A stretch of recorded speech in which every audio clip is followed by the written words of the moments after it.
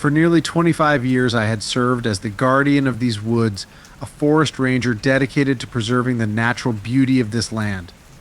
The trees had become my companions, the animals my neighbors, and the forest itself felt like an old friend. I knew every trail, every stream, and every rustling leaf by heart. My job was more than just a duty, it was a calling, a life spent in service to something greater than myself. The locals had always spoken of the woods with a mix of reverence and fear. There were stories, old legends passed down through generations, of spirits that dwelled within the trees, spirits that watched over the forest and ensured its survival. These tales were often dismissed as folklore, nothing more than stories to keep children from wandering too deep into the wilderness. But to me, there was something sacred about this place. The way the sun filtered through the leaves, the way the wind whispered through the branches, it all felt alive. As if the forest itself was watching, listening. And I was its protector, the one who kept the balance between nature and the encroaching hands of civilization.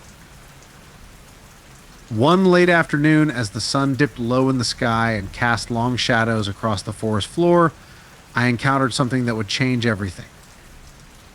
I was walking along a rarely used trail, one that wound through the oldest part of the forest, a place where the trees were ancient, their trunks thick and twisted, their branches reaching high into the sky. As I rounded a bend, I saw a small stone altar, overgrown with moss and vines, hidden deep within the underbrush. It was old, far older than anything else in the forest, and it had an air of solemnity about it, as if it had been placed there for a purpose long forgotten. Curious, I approached the altar, brushing aside the vines that clung to its surface. The stone was cold to the touch, and carved into it were symbols I didn't recognize, strange, intricate patterns that seemed to pulse with a life of their own. I felt a shiver run down my spine as I studied them, a sense of unease settling in my gut. I had never seen anything like this before in all my years as a ranger. It felt out of place, like a relic from another time, another world.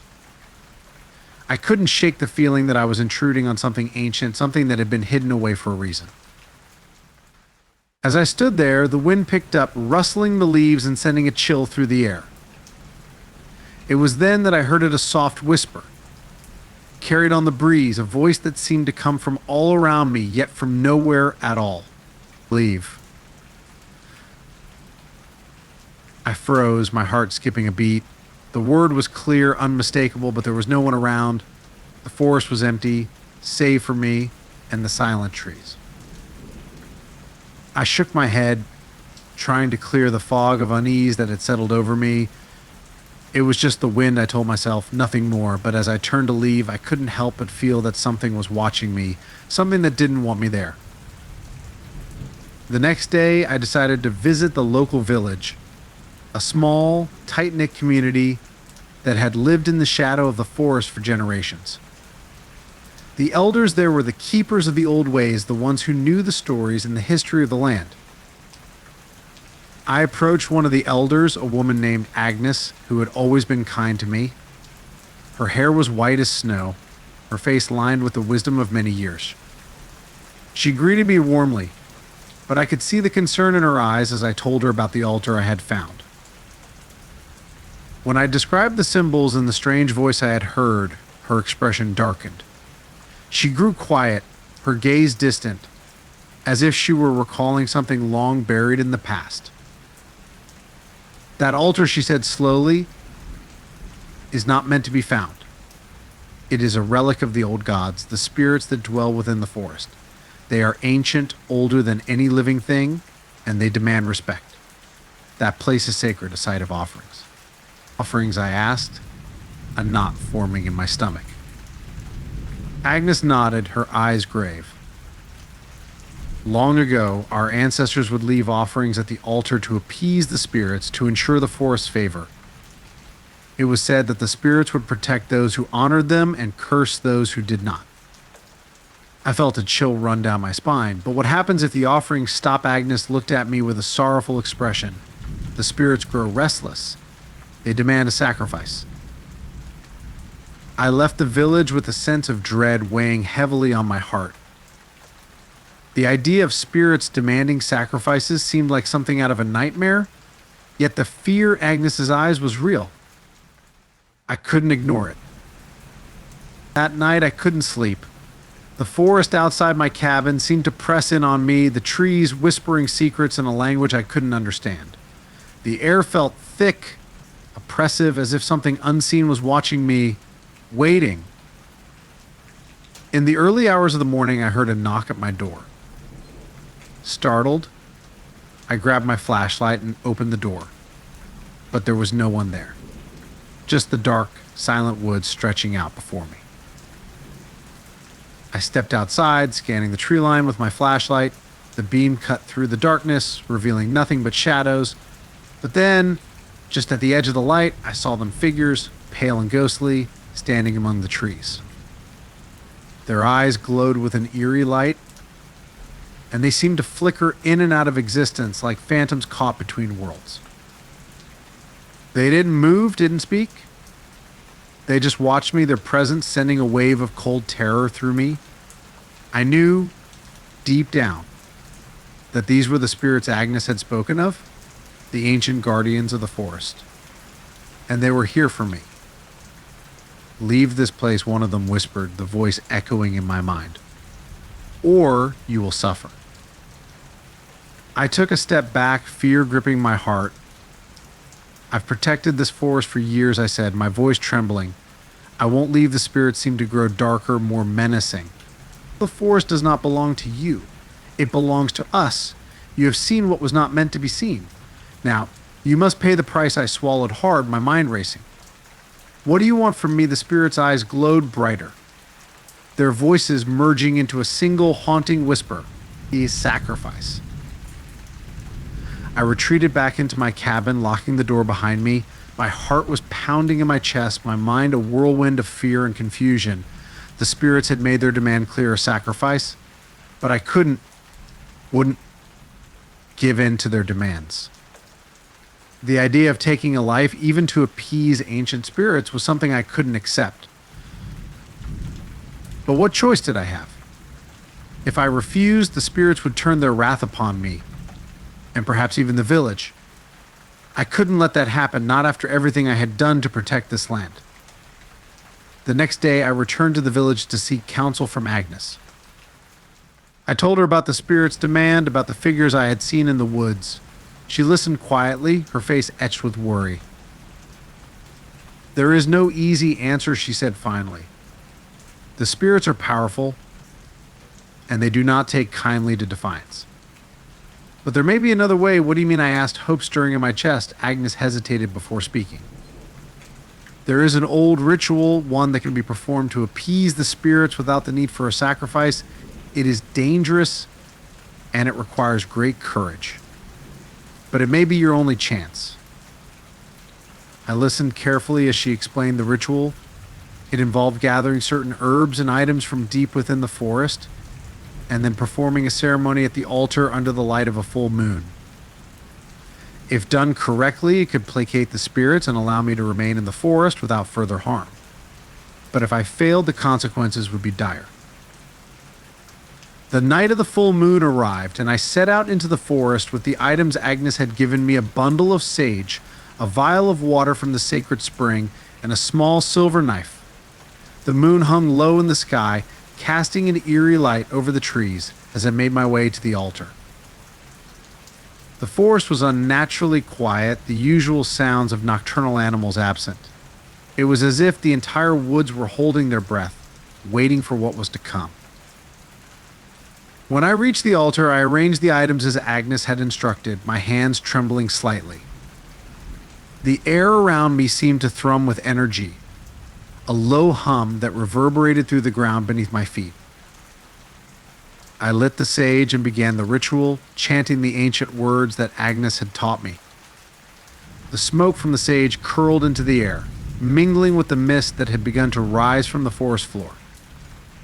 I could feel the spirits gathering, their presence growing stronger with each passing moment.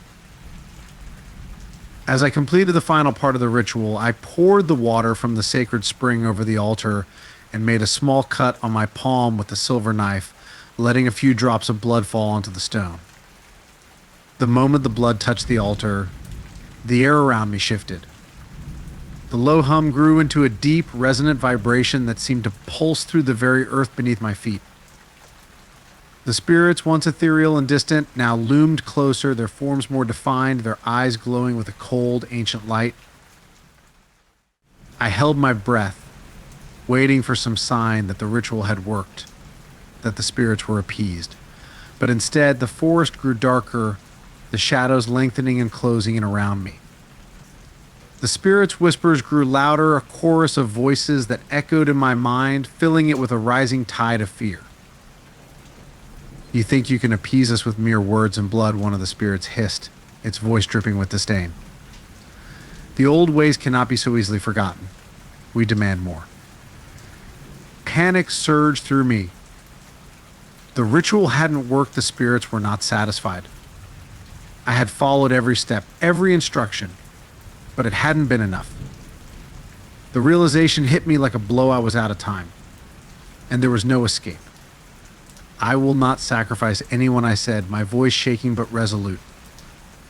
"I refuse to harm another life for your demands." The spirits' eyes blazed with fury, their forms twisting and contorting into grotesque shapes. "Then you will pay the price," they intoned, their voices merging into a single malevolent entity. "You will suffer for your defiance, and your blood will feed the earth." The ground beneath me began to tremble, the trees swaying as if caught in a violent storm, though the air was still. I stumbled back, my heart pounding as the spirits advanced, their ghostly forms growing more tangible, more menacing. Suddenly, the ground split open beneath my feet, and I fell tumbling into the darkness below. The earth swallowed me whole, and I plunged into the abyss, the world above disappearing as the cold, damp earth closed in around me. I landed hard on the ground, the impact jarring my bones. I was in a vast underground chamber, the walls lined with roots and vines that twisted and writhed like living things. The air was thick with the scent of decay, and the only light came from the faint, eerie glow of the spirits that hovered around me. I struggled to my feet, my head spinning from the fall. The spirits circled me, their eyes burning with an unholy light. "This is your end," they whispered, their voices reverberating through the chamber. "You will be consumed by the earth you failed to protect." Fear gripped me, but I knew I couldn't give in. I had to find a way out, a way to survive. I scanned the chamber, looking for anything that might offer an escape, but all I saw were the twisted, gnarled roots that lined the walls, and the cold, unyielding earth beneath my feet. The spirits closed in, their forms coalescing into a single, monstrous entity, a grotesque amalgamation of twisted limbs and tortured faces, all staring at me with a hatred that chilled me to the bone. "You will become part of the forest," the entity growled, its voice a deep, rumbling echo. "Your soul will be trapped here, feeding us for eternity." Desperation surged through me. I couldn't let that happen. I had to fight to survive. I reached for the silver knife I had used in the ritual, still clutched in my hand, and held it up defensively. The entity laughed, a sound that resonated through the chamber like the tolling of a death knell. "You think that pitiful blade can save you?" it sneered. "You are nothing before the power of the forest." But I refused to back down. I knew that the silver was my only chance. Agnes had told me that it had the power to ward off the spirits, to protect against their wrath. It was a slim hope, but it was all I had. I lunged forward, slashing at the entity with the silver knife. The blade cut through its form, and the entity let out a deafening roar of pain. The chamber shook violently, and the roots writhed in agony, as if they were connected to the spirit's very being. But the entity was not defeated. It surged forward, its form shifting and contorting as it lashed out at me with tendrils of darkness. I dodged and slashed with the knife, each strike weakening the entity, but it was relentless, driven by a fury that seemed endless. As I fought, I could feel my strength waning, my movements growing slower, more desperate. The entity was wearing me down, and I knew I couldn't keep this up much longer. But I couldn't stop. I had to survive. Had to find a way to defeat this ancient evil. Then, in the midst of the battle, I remembered something Agnes had told me, something about the power of blood, of sacrifice. My mind raced as I connected the dots, realizing that the spirits demanded a sacrifice, but it didn't have to be anyone else's. It could be mine. With a surge of resolve, I made a decision. I raised the silver knife and, with a final, desperate effort, plunged it into my own hand, letting my blood flow freely onto the earth. The effect was immediate. The chamber shook violently, the entity letting out a howl of rage and pain as the blood soaked into the ground. The roots and vines recoiled, the walls trembling, as if the forest itself was screaming in agony. The entity faltered, its form dissolving into a misty haze as the power of the blood took hold. The spirit's whispers grew faint, their presence fading as they were forced back, repelled by the sacrifice I had made. But the cost was great. I could feel my strength draining away, my vision growing dim as the blood continued to flow. The world around me began to blur, the darkness closing in as I sank to my knees, the knife slipping from my grasp. As the entity's form dissipated, the chamber began to collapse, the earth closing in around me, but there was a sense of peace in my heart, a knowledge that I had done what was necessary to protect the forest, to keep the spirits at bay. And as the darkness claimed me, I knew that I had made the ultimate sacrifice, a sacrifice that would ensure the forest's survival for generations to come. When I awoke, I was lying on the forest floor, the morning sun filtering through the trees above. The chamber was gone, the earth restored to its natural state, as if nothing had ever happened. The spirits were gone too, their presence no longer looming over the forest. I was alive, but I felt different, changed. The wound on my hand had healed, but a faint scar remained, a reminder of the sacrifice I had made. The forest felt different too, more alive, more vibrant, as if it had been renewed by the blood that had been spilled. As I stood and looked around, I realized that the forest had accepted me, that I had become a part of it in a way I never had before. The spirits were gone, their demand fulfilled, but I had become something more, a true protector of the woods, bound to it by blood and sacrifice. I knew that I could never leave, that my life was now tied to the forest in a way that could never be undone. But I was at peace with that, knowing that I had fulfilled my duty, that I had done what was necessary to protect the land I loved. And as I walked through the trees, I could feel the forest around me, alive and thriving, its ancient spirits finally at rest. The sacrifice had been made and the balance restored. But I knew deep down that the forest would always demand a protector, someone to keep the spirits at bay, to ensure that the old ways were honored. And I had become that protector for as long as I lived. For the forest had claimed me, just as it had claimed those who had come before. And I would protect it no matter the cost for as long as I remained. The forest is a place of ancient power, a place where the spirits of the earth still hold sway. It demands respect and it demands sacrifice. For those who protect it, the price is high, but the reward is a connection to something greater, something timeless. And so I remain the guardian of the woods, bound to the forest by blood and sacrifice, forever watching, forever protecting. The spirits are at peace, but I know that they will always be there, just beyond the edge of sight, waiting, watching, and demanding their due dot, for the forest never forgets and never forgives. If you want to see more horror stories, please like the video, share your thoughts, and subscribe to our channel. Stay with us, thank you, and see you in the next videos.